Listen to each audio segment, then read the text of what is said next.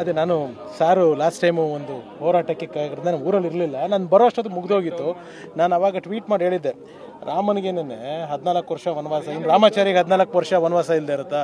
So ಆ ಎಲ್ಲ ಒಂದು ಇದಕ್ಕೂ ಒಂದು ಅಂತ್ಯ ಬಂದೇ ಬರುತ್ತೆ, ಒಂದು ಎಂಡ್ ಬಂದೇ ಬರುತ್ತೆ. ಆ್ಯಂಡ್ ಅವರು ಮೌನಿ, ಅವರು ಜ್ಞಾನಿ, ಅವರು ವಿಜ್ಞಾನಿ. ಅವರು ಅವಾಗಲೂ ಅವ್ರು ಇದ್ದಾಗಲೂ ಕೂಡ ಮೌನವಾಗಿ ಇದ್ದರು, ಎಲ್ಲ ಕಣ್ಗಳಲ್ಲೇ ಹೋರಾಟಗಳನ್ನ ನಡೆಸ್ತಾ ಇದ್ರು. ಈಗಲೂ ಕೂಡ ಅವರು ಮೌನವಾಗಿ ಮಲಗಿದ್ದಾರೆ, ಆದರೆ ಅವರ ಸಿಂಹಗಳು ಇಲ್ಲಿ ಗರ್ಜಿಸ್ತಾ ಇದೆ.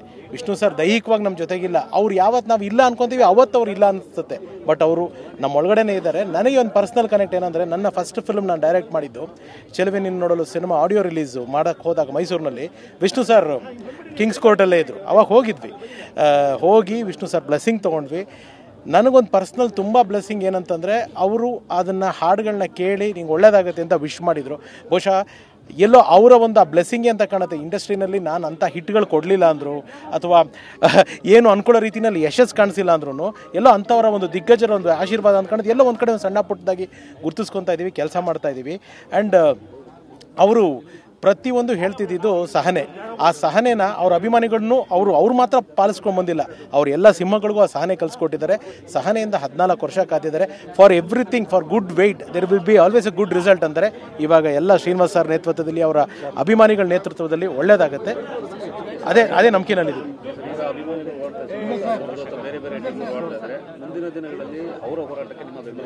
ಸರ್ ನಾವು ಬೆಂಬಲ ಕೊಡೋಷ್ಟು ದೊಡ್ಡ ವ್ಯಕ್ತಿಗಳಲ್ಲ, ಅವ್ರು ಸುಮ್ಮನೆ ಕರೆದ್ರೆ ಸಾಕು, ಅವ್ರ ಪಕ್ಕದಲ್ಲಿ ಬಂದು ನಿಂತ್ಕೊತೀವಿ. ನಮ್ಮಿಂದ ಏನಾಗಬೇಕು ಅದನ್ನು ಮಾಡ್ತೀವಿ. ಯಾಕೆಂತಂದರೆ ಯಾರ ಸೇವೆನೂ ನಾವು ಅಲ್ಲಿಗೆಳಿಬಾರ್ದು ಸರ್. ಕನ್ನಡ ಚಿತ್ರರಂಗಕ್ಕೆ ಸೂರ್ಯ ಚಂದ್ರ ಅಂದರೆ ಅದು ಅಣ್ಣವರು, ಅದು ವಿಷ್ಣು ಸರ್, ಇದು 2 ಕಣ್ಣು. ಆ 2 ಕಣ್ಣು ನಮಗೆ ತುಂಬ ಪ್ರಿಷಿಯಸ್. ಎಲ್ಲ ಕಲಾವಿದರು ಅಷ್ಟೇ, ಅಂಬರೀಷ್ ಅಣ್ಣ ಇರ್ಬೋದು, ಶಂಕರ್ ನಾಗ್ಸ್ ಇರ್ಬೋದು, ಎಲ್ಲರೂ ಇರ್ಬೋದು. ಆದರೆ ಇಲ್ಲಿ ವಿಷ್ಣು ಸರ್ಗೆ ಫಸ್ಟಿಂದನೂ ಸ್ವಲ್ಪ ಕೆಲವೊಂದೊಂದು ಅನ್ಕೊಳ್ಳೋ ವಿಷಯದಲ್ಲಿ ಅನ್ಕೊಂಡಂಗೆ ನಡೀತಾ ಇಲ್ಲ. ಸೊ ಆ ನಿಟ್ಟಿನಲ್ಲಿ ಅಭಿಮಾನಿಗಳ ಜೊತೆಗೆ ನಾವಂತಲ್ಲ, ನಾನು ಇಡೀ ಉದ್ಯಮದ ಪರವಾಗಿ ಹೇಳ್ತೀನಿ, ಎಲ್ಲರೂ ಚಿತ್ರರಂಗದಿಂದ ನಮ್ಮ ಸ್ನೇಹಿತರು, ಎಲ್ಲ ಕಲಾವಿದರು, ನಿರ್ದೇಶಕರು ಎಲ್ಲರೂ ಬರ್ತಾರೆ. ಯಾಕೆಂದರೆ ಅವರು ನಮ್ಮ ಘನತೆ, ಅವರು ನಮ್ಮ ಗೌರವ.